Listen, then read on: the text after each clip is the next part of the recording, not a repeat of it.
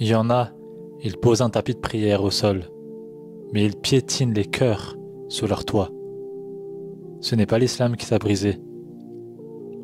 C'est ceux qui ont prié sans jamais écouter le Coran ni la Sunna. Toi, qui as grandi dans une maison où on priait, mais où les cris faisaient plus d'écho que les invocations. Toi qui as entendu les versets du Coran résonner dans les murs, mais rarement des mots de douceur. Sache que ton chagrin est vu par celui qui voit tout. Allah, le créateur des cieux et de la terre, est juste. Et ce n'est pas parce qu'il y avait de la prière dans cette maison qu'il y avait forcément de la taqwa, de la piété. Allah a dit dans le Coran, Surat Al-Ma'un, du verset 4 à 7, « Malheur à ceux qui, en faisant leur salat, l'exécutent sans conviction ou s'en laissent distraire, ne l'accomplissant que par pure ostentation, et qui en outre ne prêtent aucune aide à leur prochain. » Il faut appliquer la prière dans les actes. Cela veut dire que durant ta vie, il faut que tu te concentres, que tu sois sincère. L'humilité, la crainte et la présence d'Allah qu'on a dans la prière doivent aussi se retrouver dans nos actes quotidiens. Allah dit dans le Coran, accomplis la salat, car la salat préserve des turpitudes et des actes blâmables. Ce que tu vis dans la prière doit se refléter dans tes actes quotidiens. La prière doit transformer ton comportement.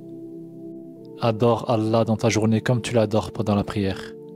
Il faut appliquer la prière et être juste envers ceux qui vivent sous le même toit. Le prophète sallallahu alayhi wa sallam a dit dans le début du hadith, « Le meilleur d'entre vous est celui qui est le meilleur avec sa famille.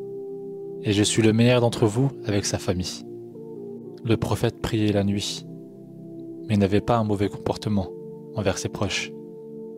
Il récitait le Coran, mais sans blesser les autres par ses paroles.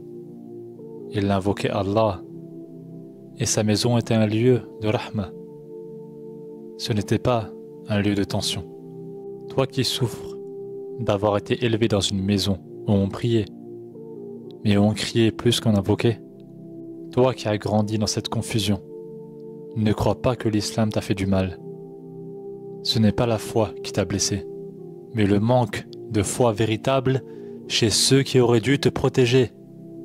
Fais ce choix noble de revenir à ton Créateur, de revenir à Allah. Laisse la prière te purifier. Laisse la foi te guérir. Ne laisse pas le comportement des autres t'éloigner du Seigneur des cieux et de la terre. La miséricorde d'Allah est plus vaste que les blessures que tu as héritées. Reviens à ton Créateur. Il t'attend.